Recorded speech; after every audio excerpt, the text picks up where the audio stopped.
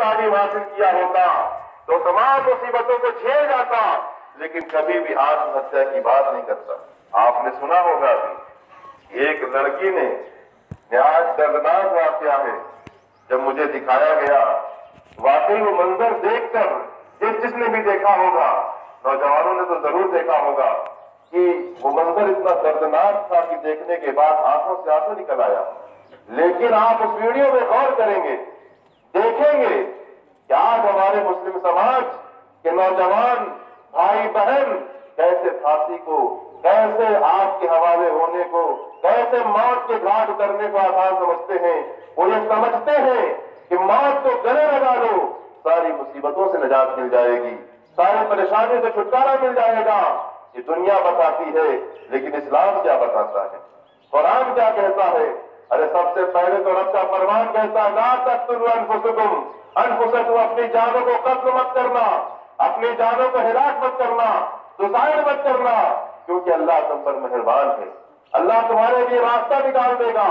اور اللہ نے فرمایا ہے کہ جو لوگ ہماری راہ میں کوشش کرتے ہیں، جو لوگ ہماری راہ میں مشقتیں اٹھاتے ہیں، ہم ان کے لیے راستہ نکال دیا کرتے ہیں، اور وہاں سے راستہ نکالتے ہیں جہاں ان کا گمان بھی نہیں ہوتا، جہاں ان کا وہم بھی نہیں ہوتا، جہاں ان کا سوچ بھی نہیں ہوتی، اللہ تعالیٰ ان کے لیے وہاں سے اسباب پیدا فرما دیتا ہے۔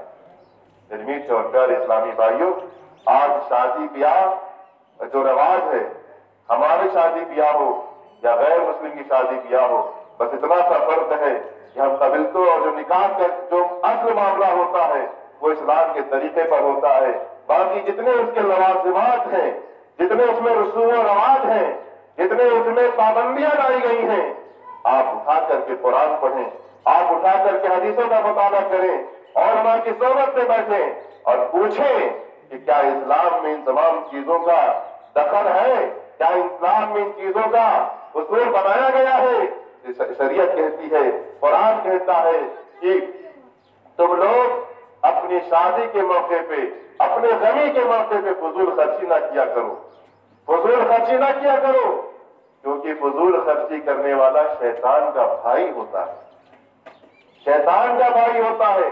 اور کہیں فرمایا کہ شیطان کا جو بھائی ہے وہ شیطان کے ساتھ جہنم میں ہوگا۔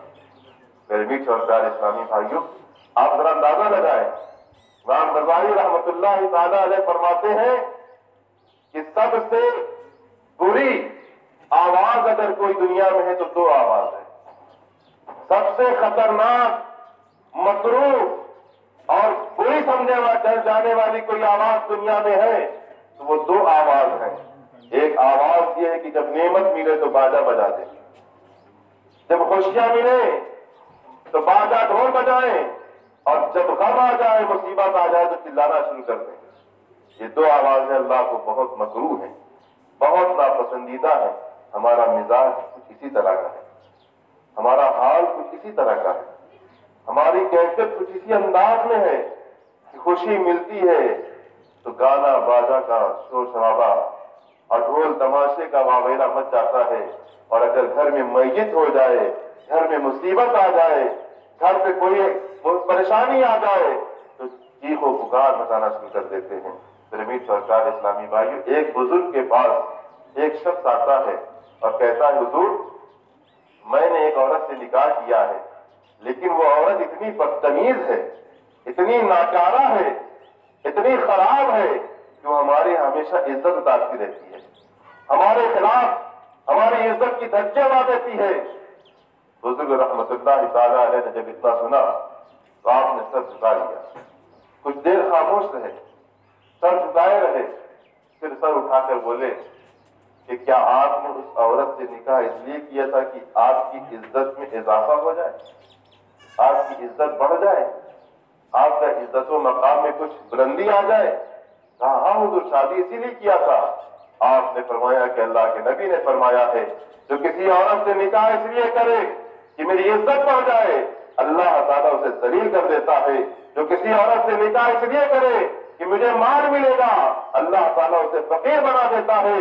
اور جو کسی عورت سے نکاح اس لیے کرے کہ وہ دیندار ہے تو اللہ تعالیٰ اسے دین بھی عطا فرماتا ہے، عزت بھی عطا فرماتا ہے، اور مال و دولت بھی عطا فرما دیتا ہے۔ میرے میٹھے اور پیارے اسلامی بھائیوں، تو شادی جیسی پاکیزہ رسم و رواج ہمیں کس نیت سے کرنی چاہیے، کس ارادے سے کرنا چاہیے؟ آج تو ہم حسن و جمال کے پیچھے دیوانے ہوتے چلے جا رہے ہیں، حسن و جمال کے پیچھے ایک دم مستانے نظر آ رہے ہیں، یہ نہیں دیکھتے کہ لڑکی کا کردار کیسا ہے، لڑکی کا اخلاق کیسا ہے، لڑکی باپردہ ہے یا بے پردہ ہے، لڑکی نمازی ہے یا بے نمازی ہے، لڑکی روزے دار ہے یا بغیر روزے رہنے والی ہے، لڑکی کے اندر قرآن صحیح پڑھنا آتا ہے کہ نہیں آتا، ہم یہ نہیں دیکھتے، ہم یہ دیکھتے ہیں کہ ایم اے ڈگری پاس کی ہوئی ہے، لڑکی ایجوکیٹڈ ہے۔ آج ہمارے یہاں ایجوکیٹڈ کا معیار یہ ہو گیا کہ جو بی اے پاس کیا ہو، ایم اے پاس کیا ہو، اسے ایجوکیٹڈ کہا جاتا ہے، اور جب قرآن صحیح پڑھنا اگر نہ جانتا ہو تب بھی اسے ایجوکیٹڈ کہا جاتا ہے۔ لیکن اگر قرآن صحیح پڑھنا جانتا ہو، قرآن کو صحیح مخرج سے ادا کرنا جانتا ہو، نماز کے فرائض جانتا ہو، نماز کے فرائض و واجبات سے واقف ہو، وضو کے سنن و فرائض سے واقف ہو، اسے کہتے یہ ان ایجوکیٹڈ ہے، یہ پڑھا لکھا نہیں ہے، یہ سماج میں تعلیم یافتہ نہیں ہے۔ اللہ اکبر، جب ہمارا مزاج اس انداز کا ہو گیا ہے، وجہ یہ ہے کہ آج گھر گھر میں خانہ جنگی ہے، گھر گھر میں افراتفری ہے، گھر گھر میں امن و سکون کو غارت چڑھی ہو گئی ہے۔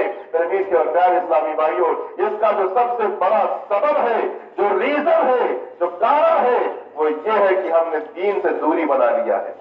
ہم نے دین سمجھ لیا کس چیز کا نام ہے؟ جیسے ہمارے بچے بڑے ہوئے، کچھ پڑھنے لائق ہوئے، اسکول میں داخلہ کرا دیا، اور سائڈ سے قرآن پڑھنے کے نام پر کوئی چچی، کوئی دادی، موسی، ماما، کوئی حافظ قرآن۔ اب ہمیں یہ تک دیکھنا نہیں ہوتا کہ جس کی ہم قرآن پڑھا رہے ہیں اپنے بچے کو، وہ قرآن صحیح پڑھاتا ہے یا غلط پڑھاتا ہے۔ میں نے سنا ہے قرآن ایسا پڑھتے ہیں کہ ان کے لیے نہ پڑھنا بہتر ہے، نہ پڑھنا بہتر ہے۔ وہ ثواب نہیں کماتے، گناہ کماتے ہیں۔ آپ اندازہ لگائیں کہ ہم اپنے بچے کو کوچنگ سینٹر تلاشتے ہیں، کالج تلاشتے ہیں، ہر کالج میں نہیں بھیج دیتے، پراتھمک ودیالیہ میں نہیں بھیجتے۔ کیوں نہیں بھیجتے؟ ہم جانتے ہیں کہ یہاں پڑھانے والے موجود تو اگرچہ ہیں، لیکن پڑھائی صحیح نہیں ہوتی، اس لیے پرائیویٹ کالج تلاش کرتے ہیں، اچھا کالج تلاش کرتے ہیں، تاکہ اسے جتنی زیادہ فیس لگے، لیکن میرا بچہ اچھا تعلیم حاصل کرے۔ تو میرے میٹھے اور پیارے اسلامی بھائیوں، آپ سے دستبستہ عرض ہے کہ کیا آپ نے قرآن کی تعلیم دلانے کے لیے کبھی غور کیا، کبھی سوچا؟ تو میرے میٹھے سوچے، دنیا تو ایسا کر رہی، ہم ہی نہیں کر رہے تو کیا؟ ہم اپنے سے شروع کریں، ہم اپنے پر اسلام کو نافذ کر لیں۔ میرے آقا مصطفیٰ جان رحمت صلی اللہ علیہ وسلم کا دل خوش ہو جائے گا، اللہ رب العزت راضی ہو جائے گا۔ مصطفیٰ جان رحمت مدینے والے راضی ہو گئے، اللہ راضی ہو گیا۔ دنیا ناراض ہو جائے تو کیا ہوتی رہے، لیکن اللہ اور رسول راضی ہو گئے تو دنیا بھی کامیاب ہو جائے گی، آخرت بھی سنور جائے گی۔ ایک بزرگ سے کہا گیا کہ آپ نکاح کر لیں، وہ کہتے رہے نہیں، نکاح نہیں کروں گا، شادی نہیں کروں گا۔ ان سے لوگ بار بار کہتے رہے نکاح کر لیجئے، نکاح کر لیجئے، نکاح کر لیجئے، لیکن وہ ہر بار کہتے میں نکاح نہیں کروں گا، شادی نہیں کروں گا۔ ایک دن کیا ہوا، اچانک وہ سو کر اٹھے اور کہنے لگے میرا نکاح کر دو، میری شادی کر دو، میں نکاح کرنا چاہتا ہوں، میں ازدواجی زندگی میں آنا چاہتا ہوں، میں بیوی تلاشنا چاہتا ہوں۔ تو لوگوں نے پوچھا آخر ماجرا کیا ہے؟ اتنے دن سے سارے گھر والے، رشتے دار، دوست، احباب کہہ کے تھک گئے کہ شادی کر لو، شادی کر لو، آخر سو کر اٹھے ایسا کیا ماجرا ہو گیا کہ جناب تو ایک دم مزاج ہی چینج ہو گیا، اب شادی پہ تلے ہوئے ہیں۔ تو لوگوں نے پوچھا حضور ماجرا کیا ہے؟ کہا ماجرا یہ ہے کہ میں سویا ہوا تھا، خواب میں کیا دیکھا کہ میدان محشر قائم ہے، اب سارے لوگ جمع ہیں، میں بھی وہاں کھڑا ہوں، سارے لوگوں کو پیاس کی شدت ستا رہی ہے، میں بھی پیاسا ہو گیا، میں بھی تڑپ رہا ہوں، اتنا شدید پیاس لگی تھی، اتنا زیادہ مجھے پیاس ستا رہی تھی کہ قریب تھا کہ میں ہلاک ہو جاتا، فنا ہو جاتا۔ لیکن اتنے میں کیا دیکھتا ہوں میں کہ کئی سارے بچے جو ہے میدان محشر کی صفوں کو چیرتے ہوئے چلے آ رہے ہیں، ان کے سروں پہ نور کا رومال رکھا ہوا ہے اور ہاتھوں میں سونے کا کٹورا ہے، پیالہ ہے، اور ان کے ہاتھوں کٹورے میں پانی رکھا ہوا ہے، اور وہ میدان محشر میں کچھ لوگوں کو پانی پلا رہے ہیں، کچھ لوگوں کو پانی نہیں پلاتے۔ مجھے پیاس لگی تھی، میں پیاس سے بے قرار تھا، بے چین تھا، آٹومیٹک میں ان کی طرف پڑ گیا اور میں نے کہا بچوں مجھے بھی پانی پلا دو۔ تو ان بچوں نے کہا کہ میں آگ کو پانی نہیں پلاؤں گا۔ میں نے کہا حضور جب میں نے یہ منظر دیکھا تو میرے ہوش اڑ گئے. میں نے کہا کیوں نہیں پلاؤ گے؟ کہا آپ میرے والد نہیں ہو, آپ میرے ابو نہیں ہو, میں انہی کو پانی پلاؤں گا جو میرے ابو ہیں.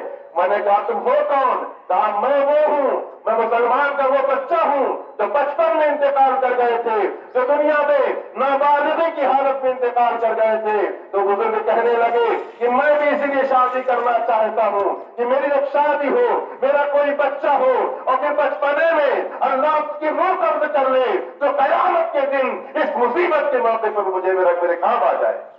میرے میٹھے اور پیارے اسلامی بھائیوں, تو بزرگ اس نیت سے شادی کرتے تھے. نکاح کرنے کا مقصد سمجھیے, اگر نکاح کرنے کا مقصد یہ ہو کہ ہم اپنی خواہشات کو پورا کریں گے, ہم اپنے جذبات کا پیار بجھائیں گے, تو نہ دنیا میں ثواب ملنے والا ہے, نہ آخرت میں اس کا بھلا ملنے والا ہے. میرے میٹھے اور پیارے اسلامی بھائیوں, ایک بزرگ تھے, اپنے مرید سے کہنے لگے جاؤ دریا کے پاس چلے جاؤ یہ حلوہ لے کر کے, اور وہاں ایک بزرگ بیٹھے ہوئے ہیں, ان سے کہنا کہ یہ حلوہ کھا لیں.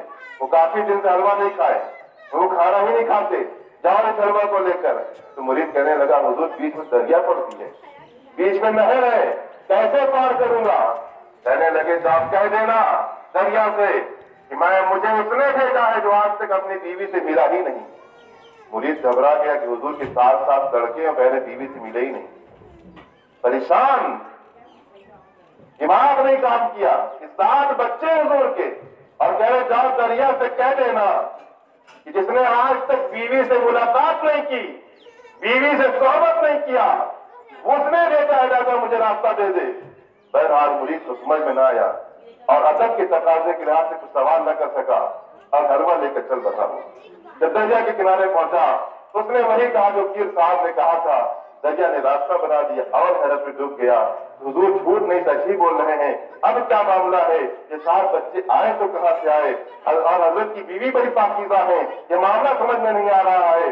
بہرحال وہ پار کر کے جب اس پار گیا, حلوہ پیش کیا, حضور نے حلوہ کھایا اور کہا حضور اب دریا راستے پڑتا ہے, پھر پانی مل گیا ہے, راستہ نہیں ہے, آپ بتائیے میں دریا کیسے پار کر کے واپس جاؤں؟ وہ بزرگ کہنے لگے جاؤ کہہ دینا کہ جس نے آج تک حلوہ ہی نہیں کھایا ہے, میٹھا ہی نہیں کھایا ہے, اس نے کہا کہ مجھے راستہ دے دے.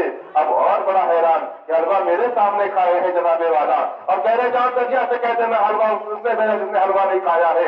اب بڑا حیران اور پریشان ہو کر جب وہ آیا اور کہتا ہے کہ جناب دریا سے مجھے راستہ دے دو, اس نے مجھے بھیجا جس نے حلوہ نہیں کھایا آج تک. وہ دریا راستہ دے دیتی ہے. اب وہ مرید آتا ہے پیر کی بارگاہ میں, بڑا حیران و پریشان, اس کا دماغ نہیں کام کر رہا ہے کہ معاملہ کیا ہو رہا ہے, آخر معاملہ کیا ہے. چمتکار ہوتا ہے, کرامت ہوتی ہے, لیکن یہاں آپ جو دیکھ رہی ہے اس کے خلاف کام ہو رہا ہے کہ بچے موجود ہیں, کہہ رہے بیوی سے نہیں ملاقات کیا, حلوہ سامنے کھا رہے ہیں, کہہ رہے حلوہ نہیں کھایا. عرض کرنے لگا حضور مجھے اس سوال کا جواب چاہیے.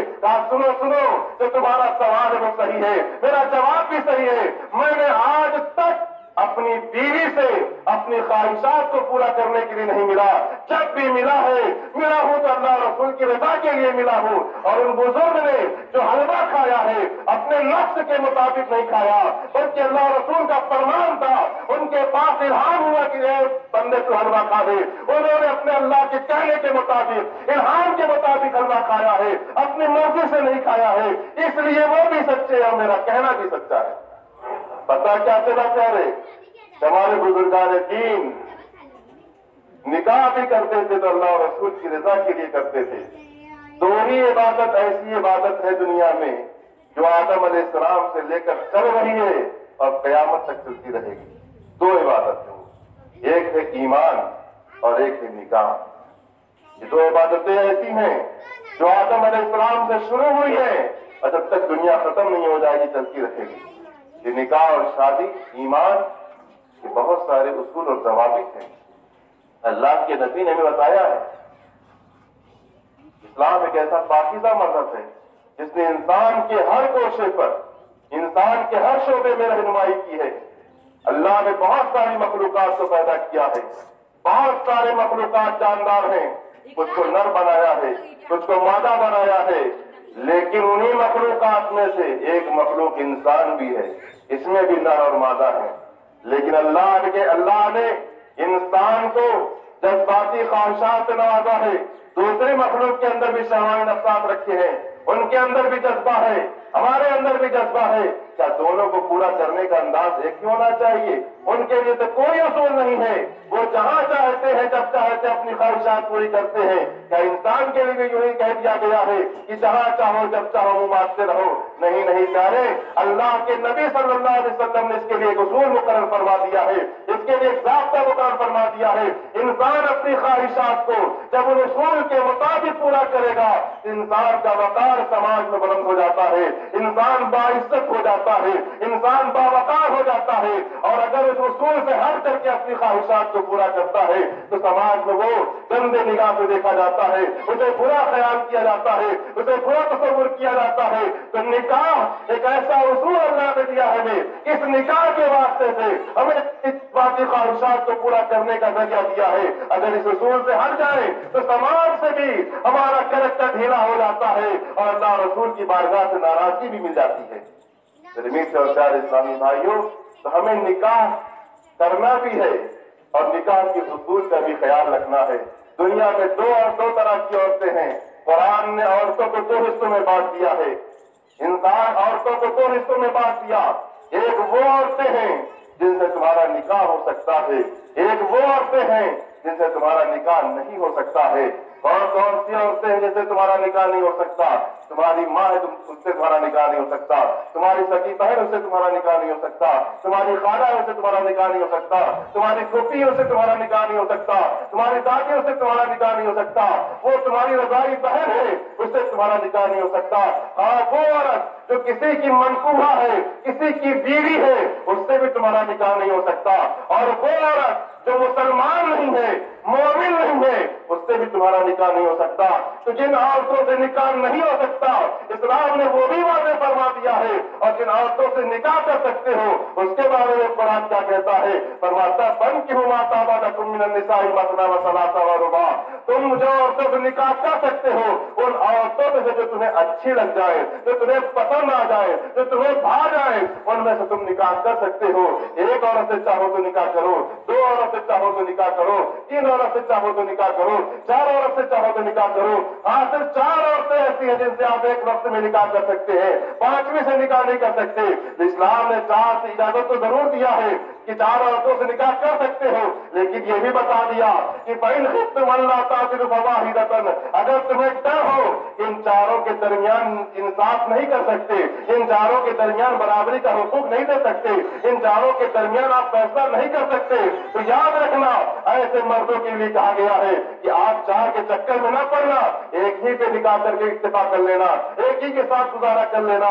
तो कुरान कितना प्यारा दर्श दे रहा है, इस्लाम कितना प्यारा दर्श दे रहा है, हमारा मजहब कितना प्यारा सबक दे रहा है। लेकिन हम अपने जिंदगी के उसूल सीखते क्या है? फिल्मों से सीखते हैं, ड्रामों से सीखते हैं, और न जाने कहां कहां से दुनिया के उसूल हम सीखते हैं। यही वजह है कि जब हमारे बच्चे उलझन के शिकार होते हैं, हमारे बच्चे जब ज़हनी प्रॉब्लम के शिकार होते हैं, जब हमारे बच्चे नौजवान कभी इम्तिहान में फेल हो गए, कभी कुछ टेंशन हुआ तो फांसी लगा लिया, आग लगा लिया, तो दरिया में कूद कर मर गए। मेरे मीठे और प्यारे इस्लामी भाइयों, फांसी लगाने वालों के लिए अल्लाह के नबी सल्लल्लाहु अलैहि वसल्लम ने फरमाया, याद रखना हज़रत अबू हुरैरा से मरवी है कि प्यारे आका इरशाद फरमाते हैं, जिसने जहर खा के अपनी जान दी वो जहन्नम की आग में रहेगा और जहन्नम का जहर का प्याला पीता रहेगा।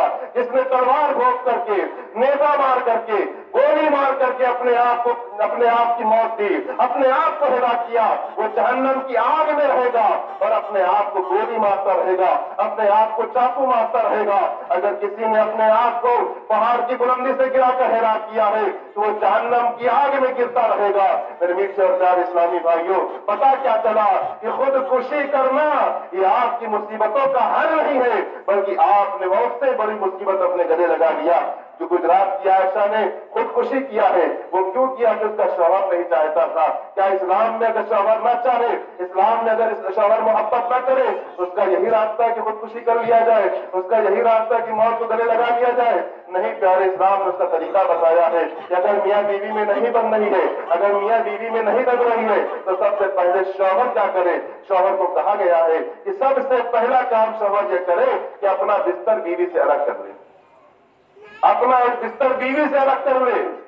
उसके बाद भी अगर बीवी नहीं समझती तो उसको हल्की मार, एक दो थप्पड़, कहां पे? चेहरे पे मारने से तब भी मना किया है। इतने हिस्से के ऊपर आप मार नहीं सकते, न पैर पे मार सकते हैं, न कहीं मार सकते हैं। अगर मारना है तो पीठ पे एक दो हाथ थपकी से, और इतना मारे ना तुमको नुकसान पहुंचे न उसको नुकसान पहुंचे, तो डंडा चलने का सवाल ही कहां रह गया? बताइए प्यारे, मारने का भी सबक दिया है कि मारना तो किस अंदाज से मारो, उसके बाद भी नहीं बन रही है तो क्या कहा शरीयत ने कि तुम अपने घर के बड़े बूढ़ों को बुला लो, उनके घर के बड़े बूढ़ों को बुला लो, बैठ के मशवरा कर लो।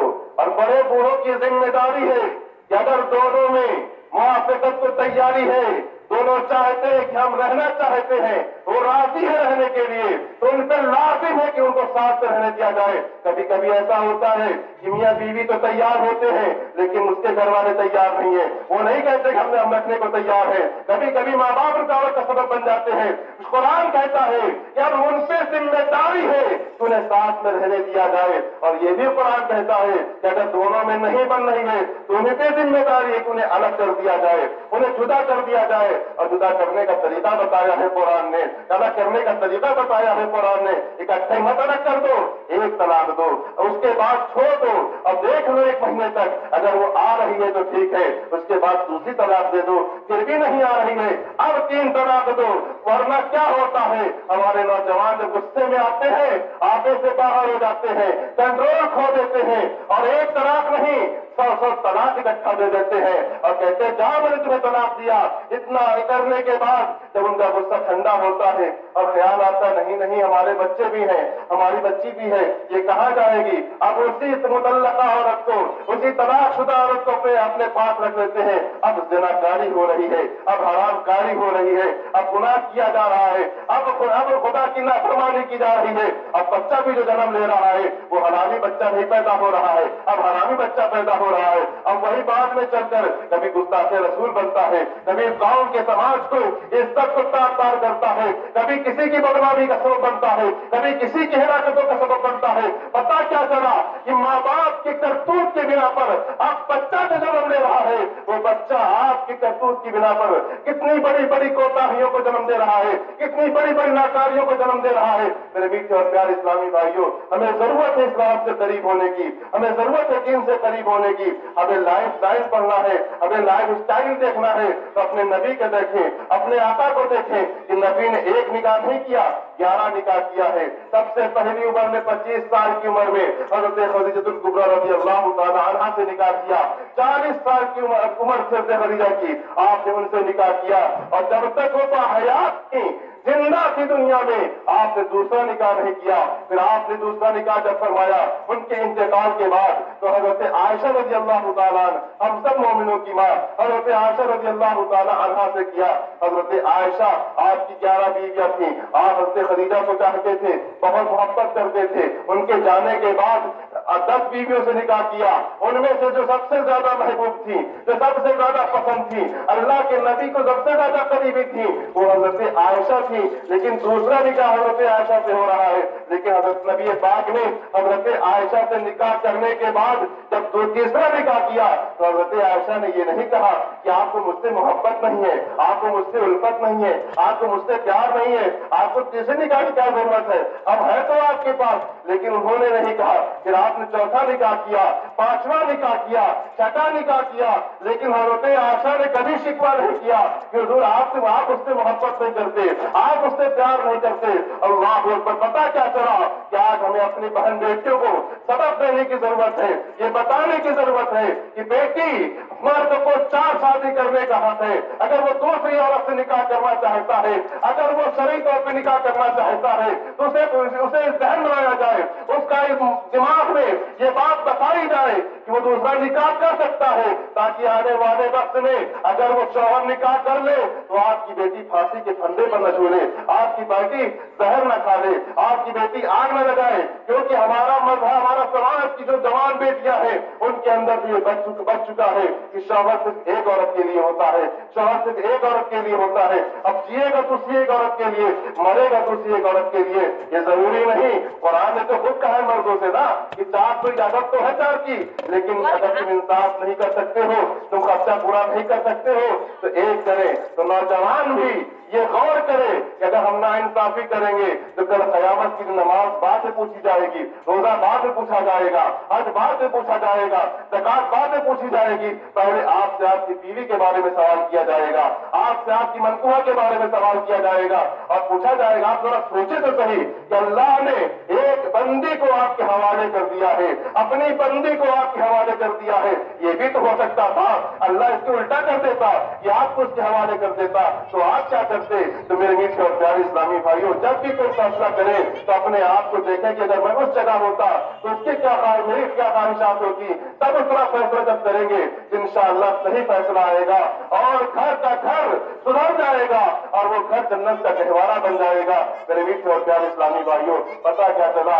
सब कंक्लूजन ये निकला कि हमें दीनी तालीम से करीब होना है। अल्लाह के नबी सल्लल्लाहु अलैहि वसल्लम ने ऐसा इस्लाम मरहबता फरमाया है जो हर गोशे में, हर शोबे में, हर डिपार्ट में हमारी रहनुमाई करता हुआ नजर आता है। अल्लाह ताला से